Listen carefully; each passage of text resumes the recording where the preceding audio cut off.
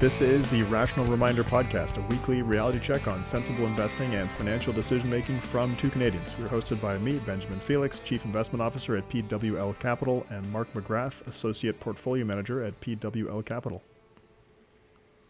This is our first recording of 2025. That's right.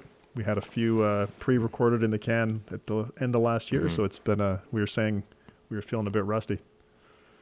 Yeah. And I was in Mexico for the past 2.5 weeks. I just flew back. We're recording this January 7th. I got back late last night, and so I was like, "This is not going to be a good one. I won't be on my best behavior. I'll be tired and everything." You're but great. I felt really good about it. It's one of those things where you don't do it for a while, and then you do it, and it's like the best one you've ever done, kind of thing. And I just thought I'm not saying this was the best one, but sometimes you just kind of need a break and a refresh, and things come back to you pretty quick, Yeah, right? Totally. So today our guest was Matthew Ringgenberg. He wanted to be introduced as Matt, but his name is Matthew. He's a professor of finance at the University of Utah. Some of his papers have been discussed in the Rational Reminder community. That's not why we invited him on. It was just kind of a nice coincidence that we'd already reached out to him. He's a frequent co-author of one of our recent past guests, Davidson Heath. So we invited him on after we talked to Davidson. But he's got some recent research on anomaly returns that are just fascinating. That's what we talked to him about for quite a bit of the time. But Matt's research focuses on the actions of short sellers, which we talked about a little bit. It wasn't a main focus of our conversation, but he's got a ton of interesting research there. Hedge funds, mutual funds, and exchange-traded funds, and how they interact with various frictions to affect real economic activity in the formation of asset prices. His research has been published in all the major journals: Journal of Finance, Journal of Financial Economics, Review of Financial Studies. He currently serves as an associate editor for Management Science and the Journal of Financial and Quantitative Analysis, which are two major journals in this field. So the research that we talked about that I found just fascinating to read and to discuss with Matt. You can tell me your thoughts in a second too, Mark, but on the timing of anomaly returns. So anomalies are, the return premiums that people have heard us talk about on this podcast a lot, like systematic return premiums that we see in the data. But Matt looked at when those anomaly returns actually happen relative to when the information that would allow you to identify that anomaly is released. So he used the example a few times of the asset growth anomaly. So as soon as you have the information available to measure that anomaly, the return premium tends to happen very close to that information release date. Mm-hmm. And so what that implies is that if you're not implementing your portfolio based on, like, very, very quickly based on that information, it's really hard to capture these anomalies. That's one main takeaway. Then another really interesting thing is that in academic research, they typically form portfolios in June of every year. And that completely ignores what I just said. It completely ignores the timing of information release, which Matt finds affects anomaly returns pretty significantly. So when you look at research that says, well, no, anomalies are gone now, or they've decreased significantly, Matt's research can kind of revive them. Where if you go and measure the anomalies closer to that information release date, all of a sudden things get a lot more interesting. Anyways, we talked about that quite a bit. We also talked about the Loan Fee Anomaly, which is another really interesting anomaly. We talked about some research on cross-sectional predictors and whether they contain systematic information that can be used for basically market timing. So do cross-sectional predictors contain information that can predict the time series of market returns? And we also asked him about, he teaches an investments course. We don't usually ask people about, like, we talk to so many professors, we don't usually ask them about the classes they teach. But I just noticed that Matt teaches a course, like an introduction to investments course. And so we asked him about the main lessons that he tries to leave his class with in that course, and he had some great answers. Anyway, What do you think? No, it's fantastic. We talked a bit about predicting those anomalies in advance too, and I think some of his answers there were, of all the cool things we talked about, to me that was actually one of the more fascinating things, is predicting anomaly returns before they happen and how they might do that. And to your point about the timing of the release of information, I won't spoil it, but there's some really, really interesting insights from Matt there. But overall, no, great episode. Obviously, he's very eloquent and he explains things in a very easy to understand way, which is really good for me because half the time I'm doing these episodes and I'm acting like I know what I'm hearing, but that's not always the case. But I think in this episode, I understood a good chunk of it, so that was nice. Yeah, it explains things really, really well. But yeah, that predicting so there's the anomaly signal returns happen really close to that. So that's interesting. That's one paper. But then the one that you just mentioned is, that one was absolutely mind blowing. It's like, so there are signals that anomalies are based on. So that information gets released. You have to trade very close to that to capture the premium. But you can also predict that signal before the information actually gets released. That's the second paper on, like, can you predict anomaly signals before the information actually exists, and is the premium still there? If you do that and they find that it is, I think he said it's even stronger with the predicted signal. The implications though for portfolio management, but also for market efficiency, for the explanation of why we see return anomalies, like, are they data mining, are they risk based, are they based on mispricing? His research has really, really interesting implications for all those topics. Yeah. Anyway, that was great episode. I could go on, but let's go to our episode with Matt Ringgenberg. Matt Ringgenberg, welcome to the Rational Reminder podcast. Thanks for inviting me. It's an honor to be here. Really excited to be talking to you. All right, so let's start this off with a question that I know our listeners are going to love the answer to. What is an asset pricing anomaly?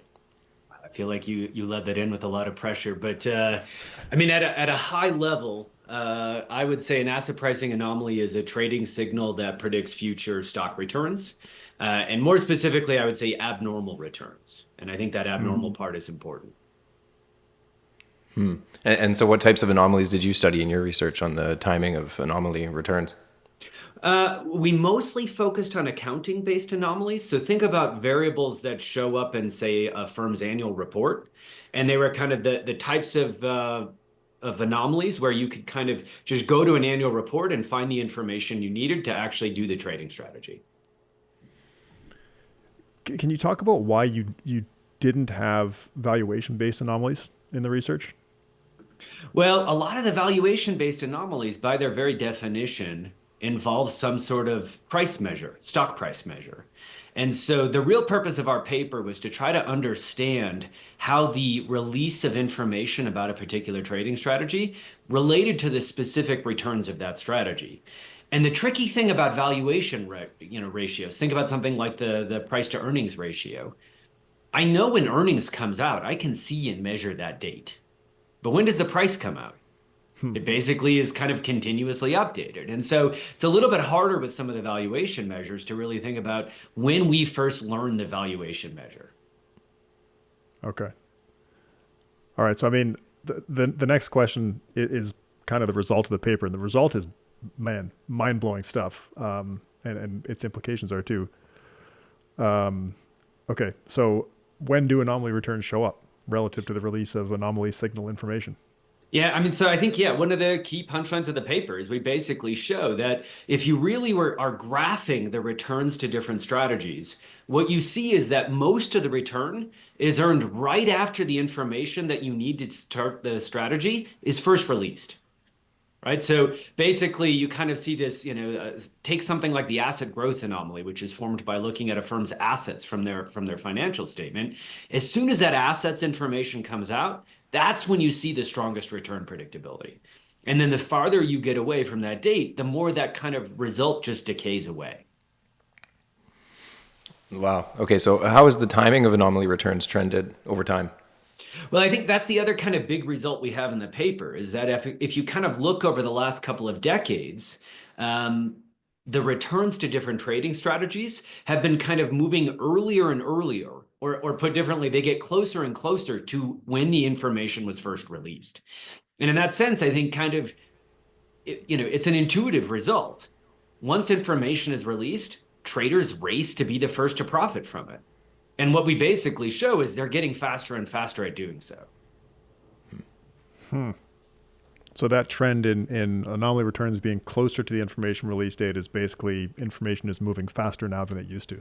Exactly. Well, I think it's actually two things. One, the information itself is being disseminated faster. And two, people are processing it and trading on it Hmm. faster. Makes sense. So, how does the academic convention of forming portfolios annually in June affect anomaly returns? Well, I think this is kind of one of the interesting side effects that came out of our paper is when we really started looking at when these strategies earned their returns, we realized it was super important to look at the period right after the information first came out. But then we noticed that if you go and actually look at what academic studies do, they almost always form portfolios once a year, usually in June. And it actually turns out for a lot of these anomalies, June is way after the information was first released. Sometimes weeks, sometimes months. In the extreme case, it can be almost a year. And so what that basically means is that the existing academic studies are often using really old, stale information, and that makes anomalies look weaker than they actually are. So if anything, these academic studies kind of were, understating the return predictability that was really in the data. Hmm. What do you think the results suggest about the cause of anomalies? And well, I think that's another interesting question. And it's something academics have been debating since the first anomaly was discovered way back in the 1960s. In some sense, there's a group of academics who think anomalies are kind of not actually there. They might just be artifacts of looking at the data too much. There's a group of people who think anomalies really are there. And I think our results actually are kind of supportive of that latter view, because the fact that you actually see returns concentrated in that period around the information release is suggestive of something about a connection between returns and that release. And in particular, I think what it shows is that it takes time for information to get fully impounded into prices. And that's what an anomaly really is. It's delayed processing of information. Mm-hmm. So And it's like what about barriers? Sorry, Ben, do you have something to say? well, I just want to ask about. So that's like a mispricing story for anomalies. Does that relate at all to the sort of risk versus mispricing debate on anomaly returns? I mean, this is a very complicated debate, and so I'm a little hesitant to take a strong stance on it. But in some sense, I think a lot of stories about mispricing. So imagine that the asset growth anomaly is really just a proxy for mispricing. So the asset's value tells you something about mispricing. What you'd kind of expect is that stocks with a certain asset level would just earn different returns than stocks with a lower asset value. And there's not necessarily a reason to believe that you'd see this return pattern that we document right when the asset information first comes out. And now there's a subtler angle to that, which is, of course, if I learned something new about the riskiness of a stock, then you might actually get a similar prediction. Hmm. But I think in the most part, our results suggest these things are not a risk-based explanation. They really are just delayed processing of information about the anomaly. Hmm. Interesting. What about barriers to accessing financial data? Like, what are the current barriers to accessing financial data that would allow anomalies to persist? Well, this is one of the other things. I've been kind of going down a rabbit hole to study more about the history of financial markets. And I think I won't speak for you guys or your audience, but at least for me, I think I used to have an underappreciation for how much financial markets have changed over the last, say, 3 or 4 decades. So just go back in time a little bit. But if you were a trader in the 1970s and you said, I want to trade on this asset growth thing, how do I actually do that? In the 1970s, it would have been incredibly difficult. So back then, if you wanted a firm's 10K and you weren't already the owner of this thing, you would have had to wait until they physically mail their annual report to the SEC. The SEC would have gotten this thing, taken a couple weeks to process it. They would have put it on the floor of one of their main libraries. So they had a library in Chicago and New York and DC. And you would have had to have sent an analyst to go physically get this 10K and look at it. So it was incredibly hard to get this information back in the day. Today, of course, we have the information revolution. That stuff's a lot easier to access. But still, if you really want to get this data, which we call point-in-time data, before everyone else gets it, the only way to do so is to pay a third party who actually collects and processes all this data. And of course, they understand the value of this. There's a price to do this. So even in the information era, where we kind of think all this information is free and instantly available, there are non-trivial costs to getting it. And then on top of that, even once you get this information, you've got to process it. You've got to figure out how to use it. Yeah, it's really interesting. So that would put. We work a lot with dimensional fund advisors, and that's like one of the things they talk about is they've built all these internal processes and systems for doing that. So you kind of need that capability to do this without getting killed by information access costs. Exactly. Does that make sense? Yeah, I think that's exactly right. And I think this is one of the things where it's really easy to kind of say, hey, in the information era, information is free. And I think that's an oversimplification. I think in a lot of these cases, there are still serious frictions that make it, not impossible, but make it challenging for information to be processed as quickly as you might think. I believe it. I mean, we pay for Morningstar Direct and Y charts and stuff like that's not cheap, and that's not even going to give us timely access to data to do stuff like this. Exactly. Exactly. Well, and not only that, but once that type of information becomes super low cost or free, then it'll be new information that's harder to access that people will want to use for trading strategies. Right. Exactly. Your point, Matt, on how things have changed. So since the 70s, I was reading this morning a paper in the Financial Analyst Journal from 1976, and it was an interview with Ben Graham, and he was talking about how much harder it's gotten to do individual security analysis to get an edge since 40 years prior to that, so the 1930s, because now there's so much research being done, and then the same things happened again over the next 40 or so years. Well, I think that's exactly right. I mean, I think markets have gotten more and more competitive every decade since Ben Graham first, started doing his work. And in some sense, that's a great thing. I mean, it helps capital get more efficiently allocated in the economy, but it also means it's harder and harder to get an edge if you're a trader. So I don't mean to call somebody out here, and that's not what I'm trying to do, but we did an episode with Andrew Chen, who I think you mentioned in your paper.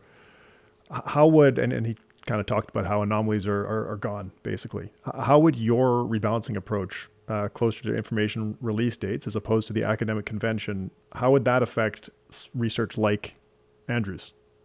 Well, I mean, I don't think Andrew and I actually disagree on very many things. I mean, I think at a high level, if you look at just anomalies as they were originally discovered in the academic papers that first wrote about them, they're not very strong anymore. Right. And I think part of that is, as we show, if you follow the original strategies, you end up rebalancing using information that's weeks, if not months, if not a year stale. And by then, most of the alpha is gone. So I think in that sense, if you take the strictest definition or the strictest look at these anomalies, a lot of them don't look very good. But I think, our point is, I think, subtly different, which is if you were to actually optimize and try to trade these things as fast as you possibly could, they're still very much in the data. Wow. You mentioned valuation-based anomalies earlier. How would your findings apply to valuation-based anomalies like price to book? Yeah, that's an interesting issue. And unfortunately, there's not a very simple answer to that question. In some sense, as we said earlier, the trick with valuation-based anomalies is since they involve a price-based measure, I don't have a discrete way of measuring when the information first comes out. And so that makes it harder to apply our methodology to those types of things. That having been said, I think there's a whole realm of research that could still be done to further explore this idea in those contexts. If you think about things like price to book, the price number, I don't know when that first comes out, but the book value number, I certainly do. And so you could apply our methodology to the book revelation, right? So when that information first comes out. Moreover, you might also be able to argue that certain times of, there might be certain times where things like the price measure are more salient or more visible to investors. And so it's possible you could find a similar result around those events. It's not something I've looked at, but again, I think there's a lot of interesting stuff that could be done. Yeah, that is really interesting. What do you think the implications of your findings in this paper are for investors who are hoping to capture anomaly returns in live traded portfolios? Well, I mean, in some sense, I think anyone who's seriously trading in markets knows this already. They're ruthlessly competitive. And our results basically say to do this, you need to be competitive. You need to be one of the fastest to react. If you are trading on these things 3 months after the information first came out, you're too late. Yeah, makes sense. Okay, so we talked about anomaly returns after the information is released. How do anomaly returns behave in the period before anomaly signal information is publicly available? Yeah, that's something I've been thinking about a lot lately. So in my original paper, we kind of, as you said, we looked at when information first came out and then looked at how returns moved after that. And the more I thought about that, the more I thought about this race to be the first to trade, I started thinking, well, how do you actually be first? And it occurred to me that for some of these information releases, I might actually be able to predict what the information itself says. And so we actually then started looking at this and we started realizing that for a lot of accounting releases, it's very easy to predict what the financial statements are going to say, sometimes 3 months, sometimes as much as a year prior to when the firm actually finalizes these things. And so then what we've started doing is going and looking at how do stock returns move in that period prior to the release of information. And I think the astonishing thing there is we find a very strong pattern. Much like the pattern we see after information releases, we basically see that prices drift in a predictable manner prior to the release of some of these signals. Wow. Okay. Then I think you partially explained this, but what explains the market's ability to incorporate information before it's public? Yeah, I mean, that is kind of the fascinating question. I mean, the fact that the returns are, exhibiting this predictable drift suggests somebody else is thinking the way that my co-authors and I were thinking. And so it kind of suggests that someone else is out there actually doing this predictability exercise. And so I suspect what's going on is we're not the only ones who realize that I can predict the asset value a quarter in advance. I think there are traders out there who are putting their position on earlier and earlier and earlier as they try to profit from that competition to be the first, right? The race to be the first. Wow. What kind of models can be used to predict those future anomaly signals? The interesting thing is we initially weren't sure how hard it would be to predict some of these signals. And it actually turns out that for most of them, almost any predictive model that you use does pretty darn well. So in general, I'm a fan of parsimony. So we tried to start with kind of the simplest possible model. And the simplest possible model here is just a martingale model, which is just a fancy way of saying, basically, if I want to know the best guess for tomorrow, I just use the value I have today. And it turns out for a lot of variables, that works pretty darn well. And in some sense, if you think about it, think about something like the asset growth anomaly. Firms' assets levels are pretty darn persistent quarter to quarter. And so if you were one of the high asset growth value firms last period, chances are you're going to be again next period. And which anomaly signals are the most predictable? Well, and I mean, kind of consistent with what I was just saying, the most predictable ones are the ones where the accounting information, when you kind of look at it quarter to quarter, tends to be the most persistent. So things that involve assets or sales or revenues, those are the types of variables where if you were to just plot, a graph of them from the firm's annual reports, you would kind of see a pretty steady pattern. And what that means is if you're trying to predict the anomaly signal, it's usually not that hard. How do anomaly premiums traded on predicted signals compared to those traded on actual information release dates? Yeah, I mean, what we actually find in our paper is that trading on the predicted signal, so let's say you get in basically 1 quarter before the signal is released. Trading on that predicted signal adds maybe something like 3% of alpha to the overall return strategy. So, I don't know if you consider this huge or not, but it's not trivial. I'd say that's pretty huge in our world. Yes. Agreed. Yeah. Okay, so what do your results on predictable anomaly signals say about the economic mechanism underlying asset pricing anomalies? Yeah, this is where I think it gets a little bit more interesting and a little bit more subtle. And the honest truth is, I can't even decide what I think, in total on this. In some sense, I'm tempted to say it suggests anomalies are more anomalous than we even previously thought, right? I mean, here, basically, we're academics have been sitting around for the last 40 years puzzling over the fact that there are certain accounting variables that can be used to predict future abnormal returns. And now I'm telling you, actually, it turns out I could have predicted that anomaly itself, and somehow that's still not being accounted for. So I'm tempted to say it kind of suggests that maybe markets are a little bit less efficient than we thought. That having been said, one of the other things we also see in our paper is this result is getting weaker and weaker over time. So it does look like market participants are doing this, and as they do this, prices are getting more efficient. Interesting. Okay, so same kind of thing that's happening with actual information release date anomalies. The predicted anomalies are also reducing. The premiums are reducing over time. Exactly. I mean, that's one of the things we see is early in our sample, if you were to go back 20 or 30 years and try to trade on these predicted anomalies, you would have actually made a very large amount. In more recent periods, what we basically see is that kind of as every year goes by, the returns to these strategies kind of move earlier and earlier and earlier. And in fact, for some of the anomalies in our sample now, if you really want to make money, you can't even trade 1 quarter early. You need to trade 2 quarters early or 3 quarters early. Wow. So the premiums are decreasing, and you have to be earlier and earlier to capture them. Exactly. Right? And again, I think that's consistent with this idea that a lot of what's going on with these anomalies is basically it takes time and money and effort for traders to process information and actually develop these strategies.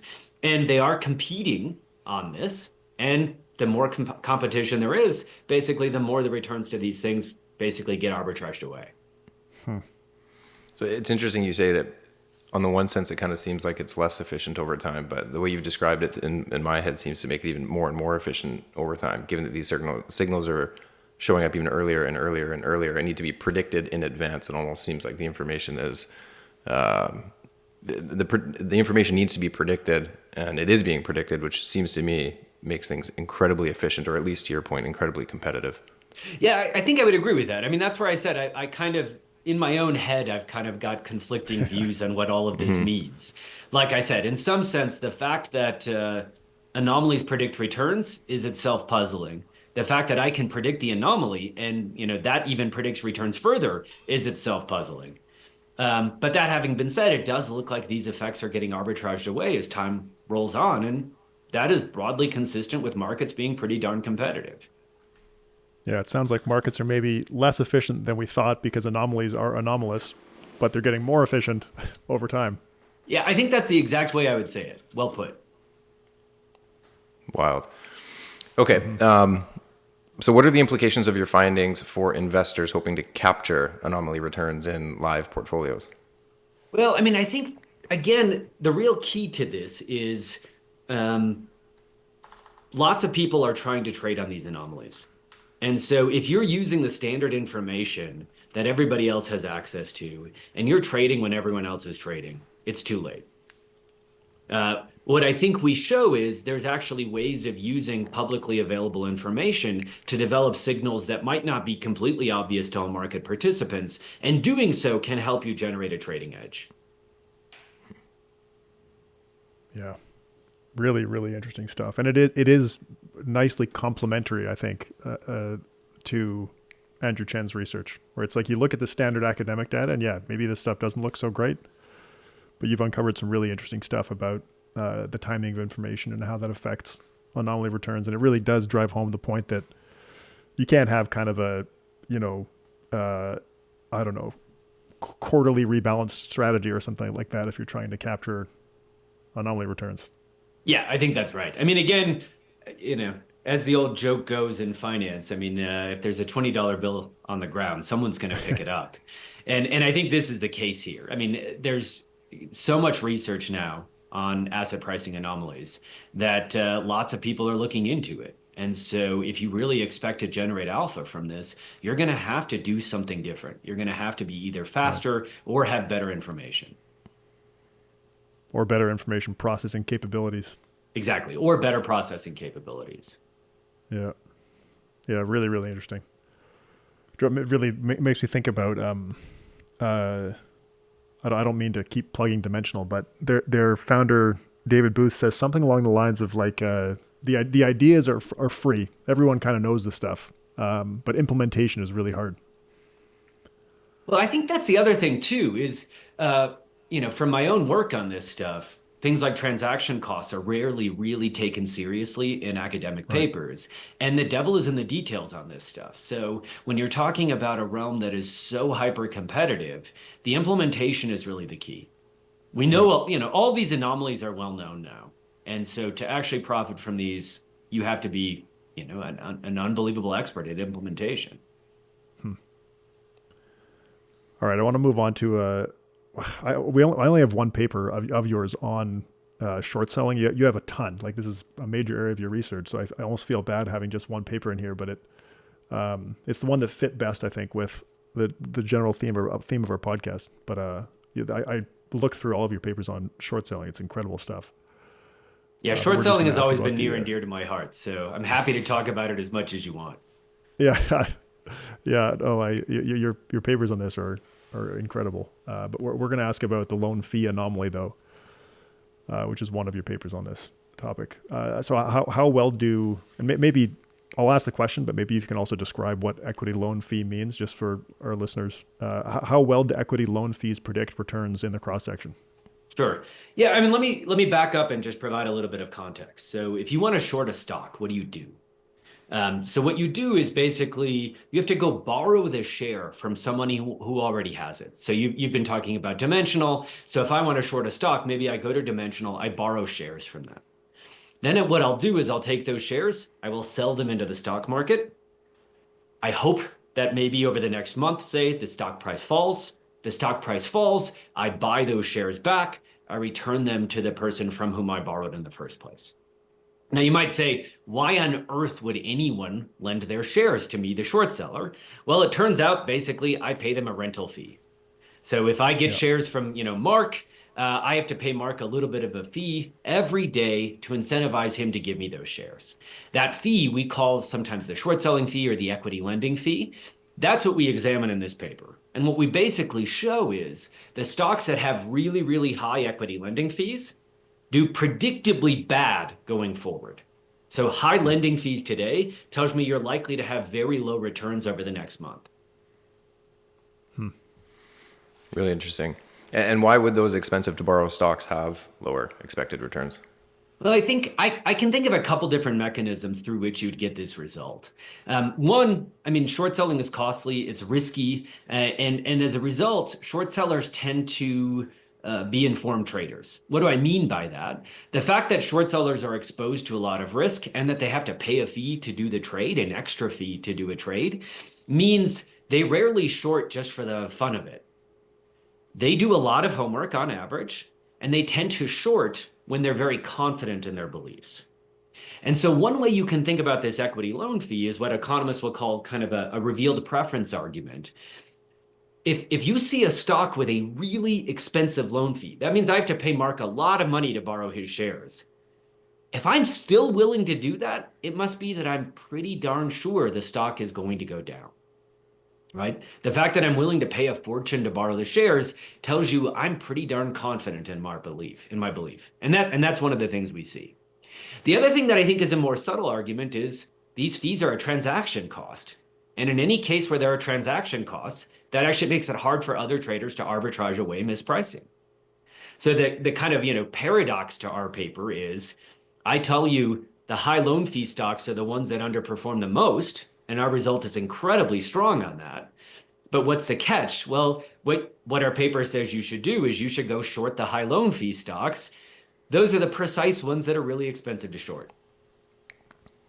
That's really interesting because I think if you follow like the GME saga and everything that was going on there, a lot of retail traders, at least from Reddit, were specifically seeking out these highly shorted or expensive to borrow stocks in hopes of a short squeeze. Well, and that's the other side of the coin, right? And that's also why I think my research and others have shown that short selling is a very risky business. Short sellers are exposed to a lot of unique risks. And so for that reason, again, they tend to only short when they're very confident in their expectations about the future.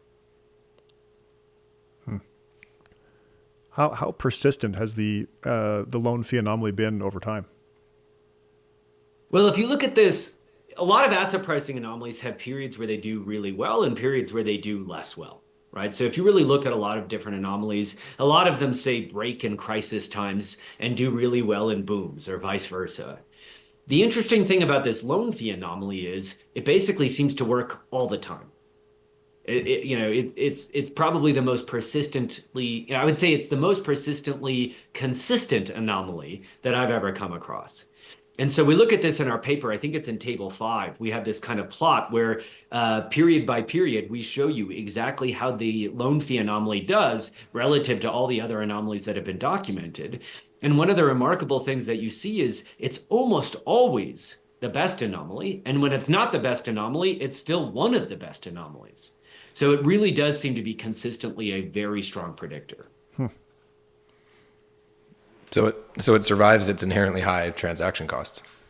Yeah, that's the kind of interesting question. As I said, in some sense, it might not be surprising that loan fees predict returns because they are themselves a transaction cost. That makes it hard for you to arbitrage away the predictability.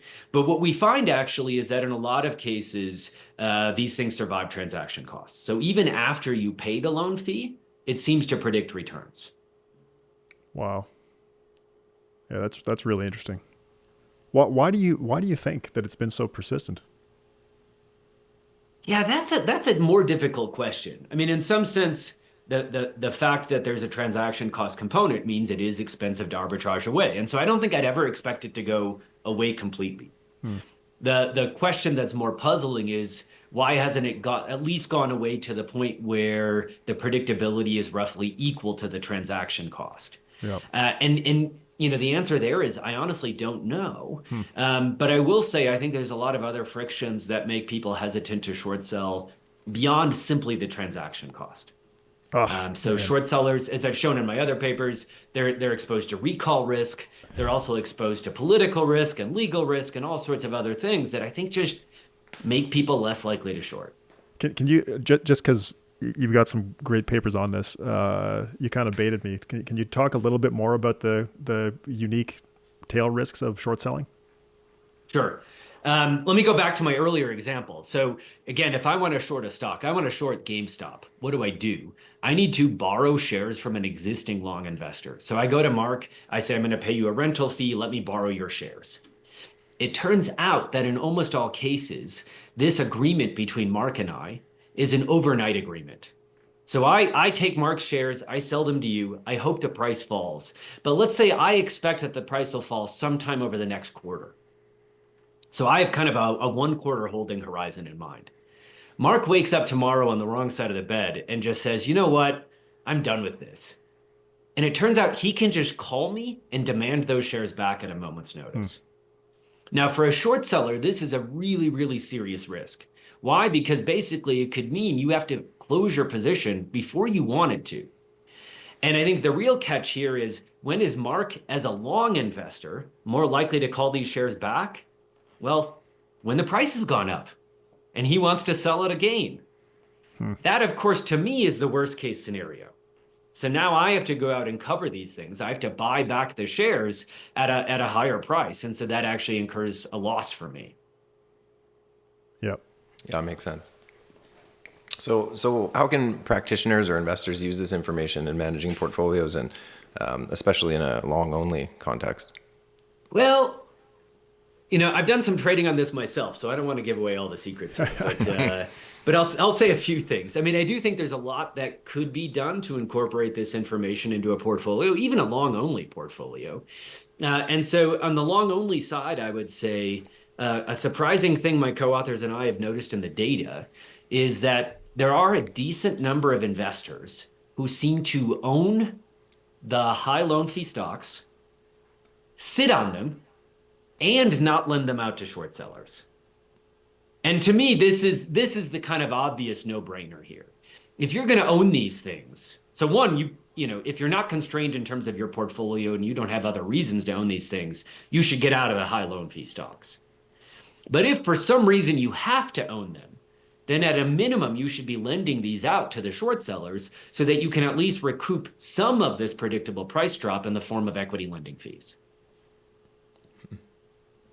That's very interesting. I wonder what kind of clientele effects there are in high loan fee stocks. Like, is it unsophisticated retail investors that are holding them a lot of the time? Well, Not necessarily, actually. And I think there are a lot of different reasons why people hold high loan fee stocks. I mean, as we've said before, there are a ton of other asset pricing anomalies out there, and it could be that they're holding them for some other reason. But I also think a decent number of these might be investors who have some sort of benchmark portfolio or even a specific index that they track. And so they're kind of locked into holding these things. Yeah, okay, interesting. That makes sense. Even a total market index fund is probably a good example. Exactly. I mean, there's a certain number of stocks that are just going to have high loan fees each period, and they're going to have to own these things. Right. My point is just if you're going to own these things and you really have to, you might as well lend it out and get that extra revenue from the securities lending side. Yeah, makes sense.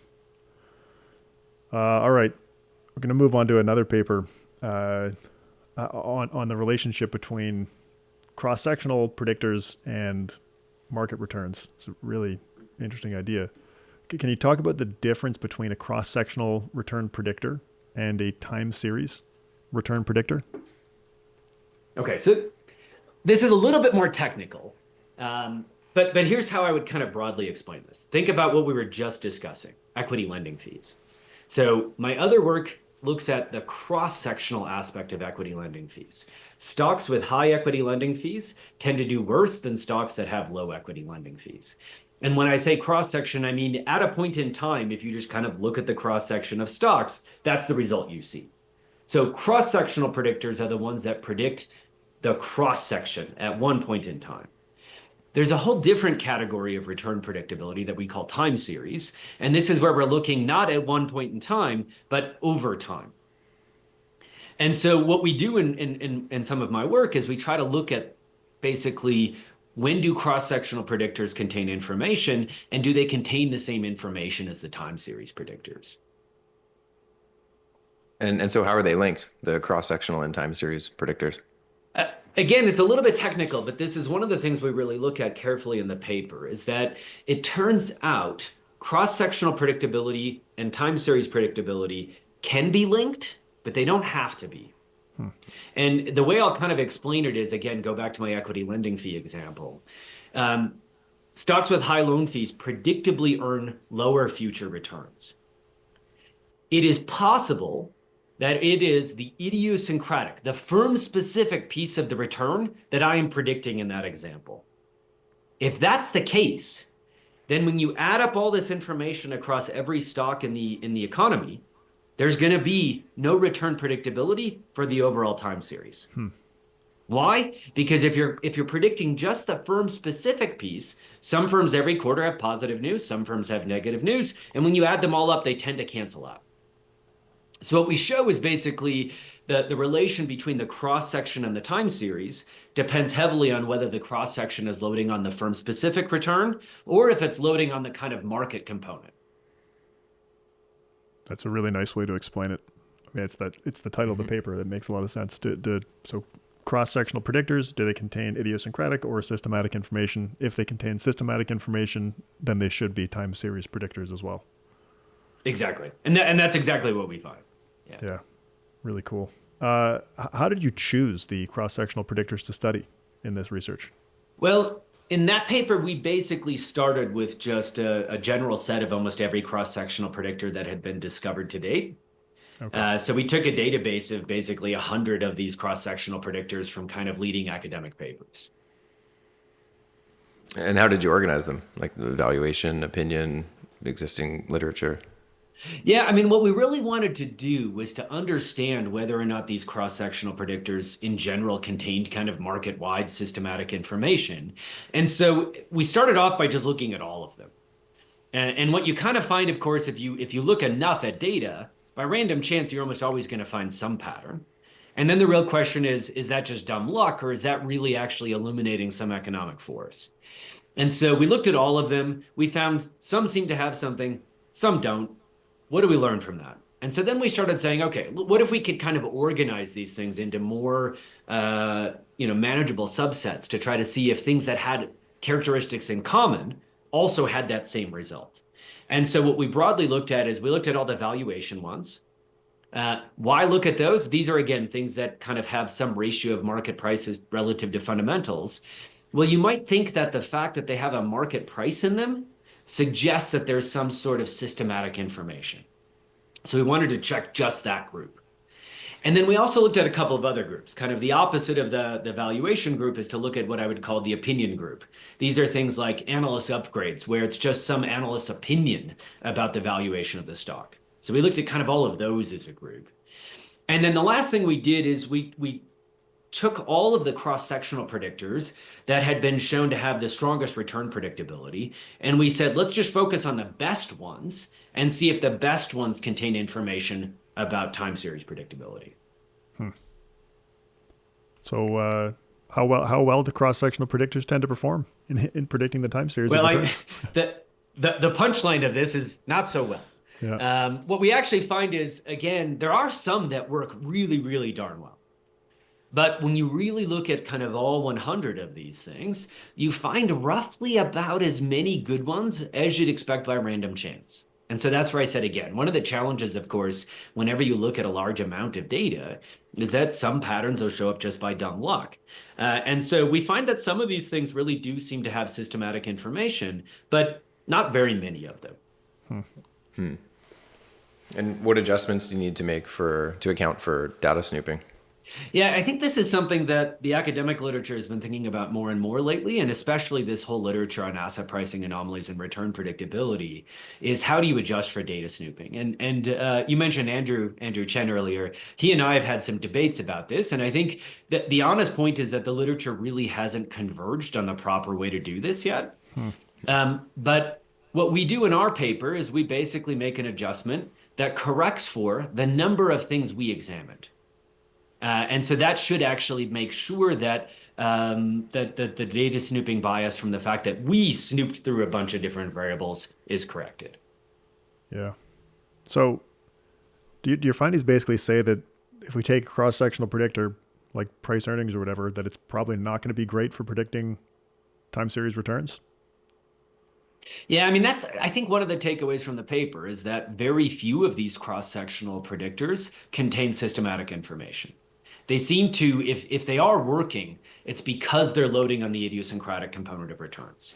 And so most of them just, if you really wanted to use them for market return predictability, they're just not going to add much. So I guess you just answered that, but what are the implications for investors who might be tempted to time the market with these?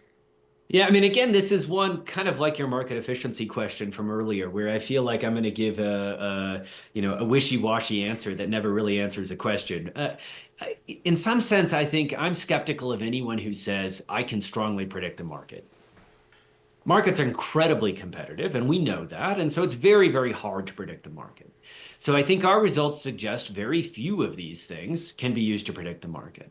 That having been said, we do see some of them contain a little bit of information. And if you kind of pressed me, I generally do think it's possible that some of these things can help you, at least at the margin, improve your forecast of the market. So you teach an introduction to investments course.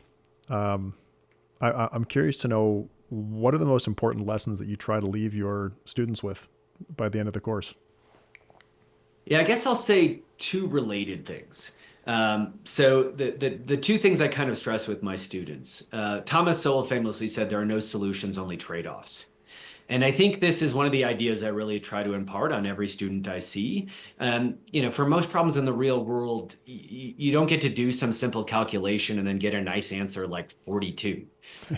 Most problems involve trade-offs, and you've got to dig down and understand what the trade-offs are.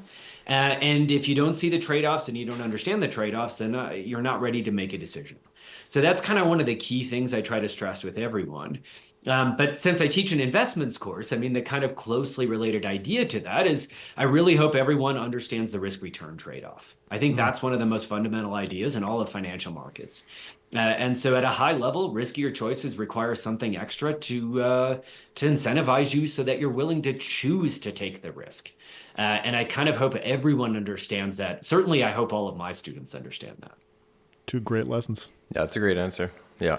Yeah, I know you're talking about that with respect to, or in the context of investing mostly, but as Ben and I are financial planners as well, and I think it applies universally within to many fields, I'm sure, but as well. specifically with financial planning beyond investments. Great answer. Yep. Well, and I even joke with my students that in my household, I'm not even allowed to do the grocery shopping anymore because if you send me to the grocery store, I sit there and think risk-return trade-off for every item on the shelf, and it ends up taking me hours to even pick out a simple grocery cart full of stuff. But That's pretty but I funny. do think the risk-return trade-off is a very powerful and important idea.